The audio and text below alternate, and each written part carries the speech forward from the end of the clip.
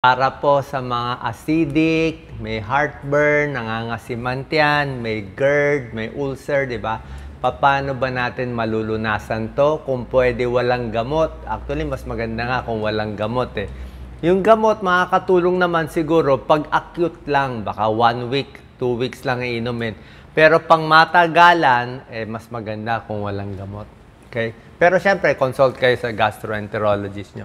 So ito ginagawa ko. Actually, may heartburn ako, may GERD din ako. Itong ginagawa ko, hindi naman ako umiinom ng gamot eh. So, pagkain nakakatulong, pagkain iiwasan, at anong gagawin sa may heartburn, GERD, at acidic.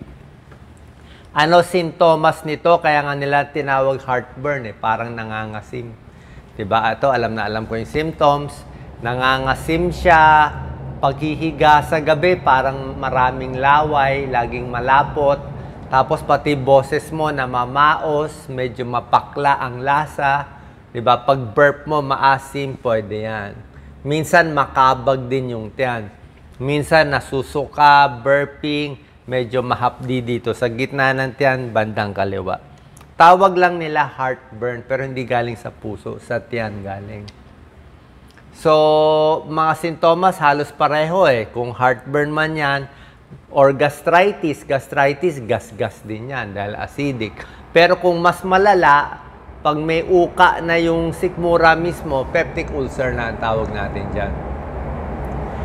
Papakita ko yung mga pagkain dapat kainin at yung mga dapat iwasan. Pero basically, iwas sigarilyo. Mas gusto natin high fiber yung diet. Iwas alak, tuturo pa natin. Tsaka yung mga pain relievers. Pain relievers, bawal. Okay, bawal yan. Mga ibuprofen, naproxen, ketoprofen, mefenamic acid. Pag may ulcer ka na, uminom ka niya, baka lalong masugat ang sikmura. Mamaya mag-bleeding pa yan. So, ano yung mga iiwasan? Number 1, alak.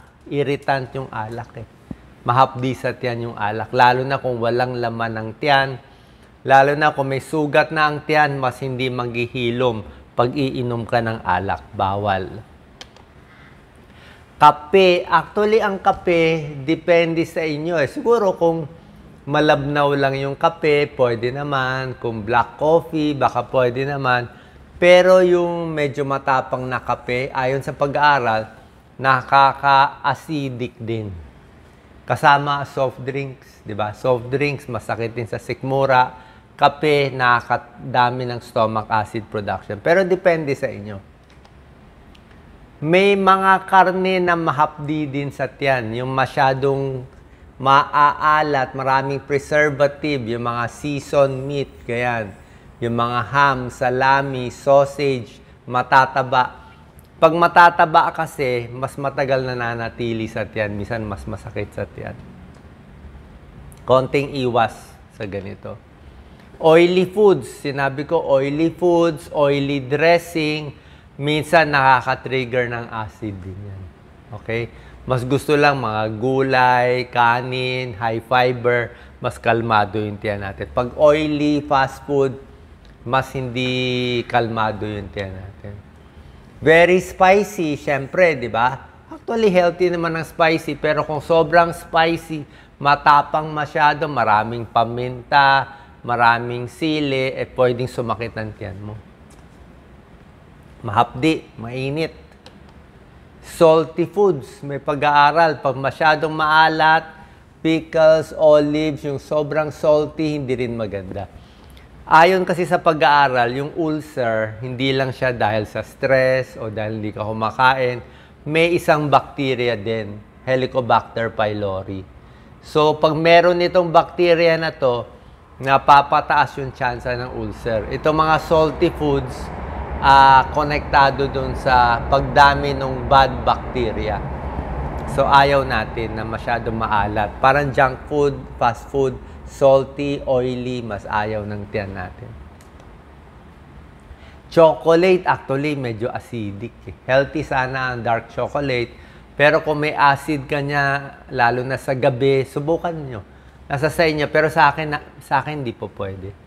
Pag maraming chocolate na acidic, lalo na sa gabi, parang hindi siya, alam mong dumami yung acid mo. Okay? So, yan yung mga iiwasan natin. Ngayon naman, ano naman yung mga pagkaing makakatulong? Di ba? Ito yung mga kailangan natin gawin. Ano yung mga may medical studies na makakatulong sa ulcer?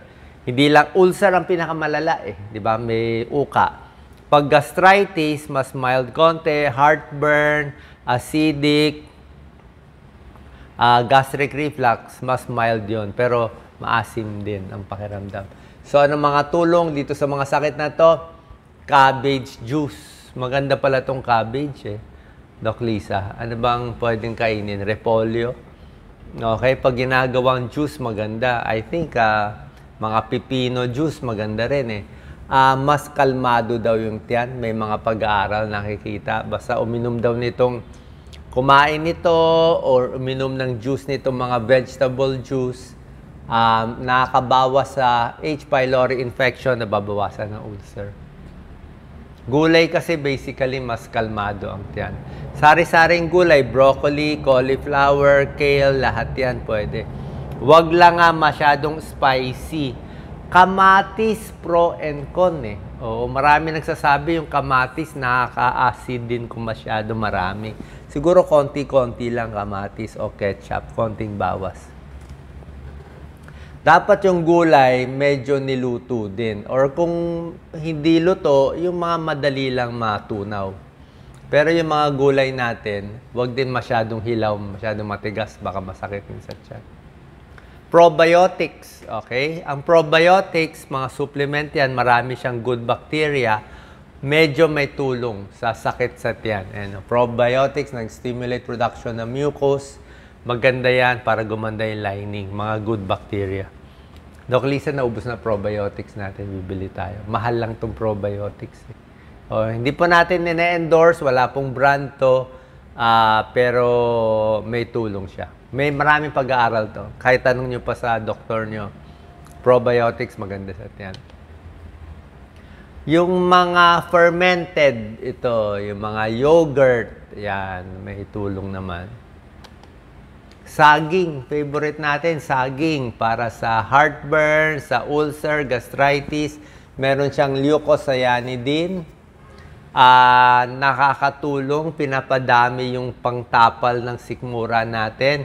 Bawas acidity at nababawasan ang sintomas ng ulcer. Maganda po saging. Parang tumatapal siya yung texture niya. Kaya lagi ako may saging, madaling araw. Ayan, no? Marami nga eh. How to treat stomach ulcer naturally with bananas. Ang daming pag-aaral. Ayan, no? Diba?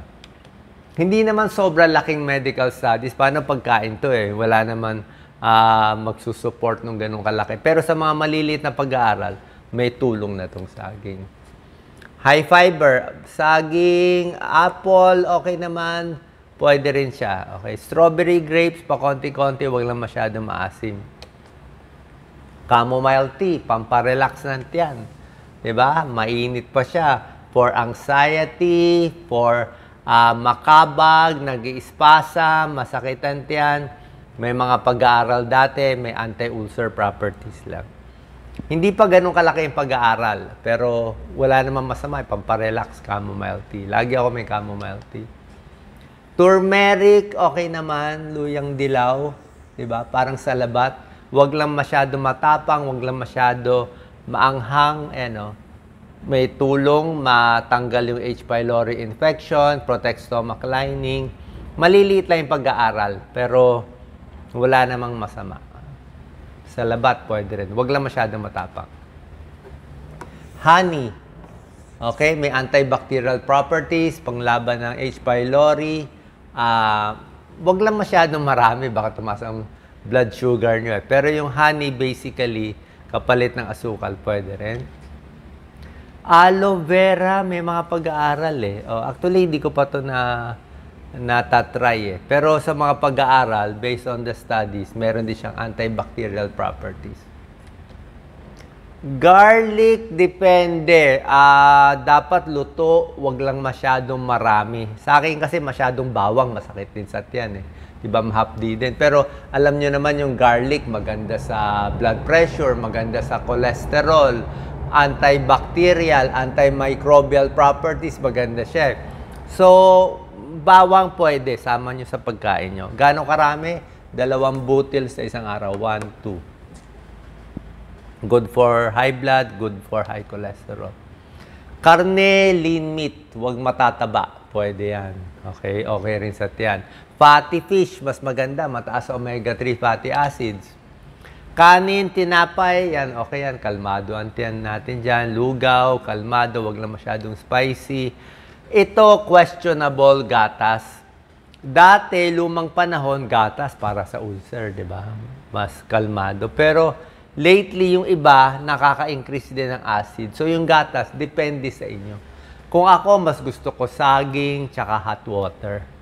Okay? Hindi ako pwede ng gatas, may lactose intolerance ako. Kung may lactose intolerance ka, sasakit yan mo, kabag, mag-LBM ka. So, gatas, depende.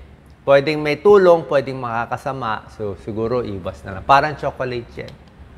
Okay? Kung herbs and spice, konti lang, mild lang. Huwag lang masyadong spicy. Diba? Para hindi sumakit ang tiyan. Hot water, basically, pwede yan sa tiyan. Digestion, stomach pain, pinakamura, hot water lang. Mas kalmado ang tiyan, di ba? Mas makakadumi ka. Other tips, di ba? Lifestyle tips, dapat maluwag lang yung pantalon, wag masyado masikip, lagi kong ginagawa yan. Kain, wag sobra dami, kasi pag sobra dami, aapaw yan. 4 to 5 small meals in a day, wag 2 platong kanin pa konti-konti. Mas balance. Bago matulog, hindi dapat kakain 3 hours before eating. 3 hours before sleeping pala, doon ka lang kakain. Kaya pag ang tulog mo alas 10, dapat 7 p.m. Ako nga, ginagawa ko, ang kain ko mga 6 p.m. 6, wala nga ako after 6. 6 p.m. huling kain, tulog ko mga 10. So, 4 hours ako walang laman natin. Tapos nilalakad ko pa para walang laman. Kundi paghiga mo, aakyat yung acid. Huwag agad hihiga, okay? Pag bagong kain, 3 hours. Upright, 5 small meals in a day. Rest, bawat kain. Pero lakad-lakad, may tulong ang lakad-lakad. Okay? So yan mga tips natin para malunasan tong mga sakit. Heartburn, acidic, GERD, ulcer, ng who knows, nang hindi umiinom ng gamot. Salamat po.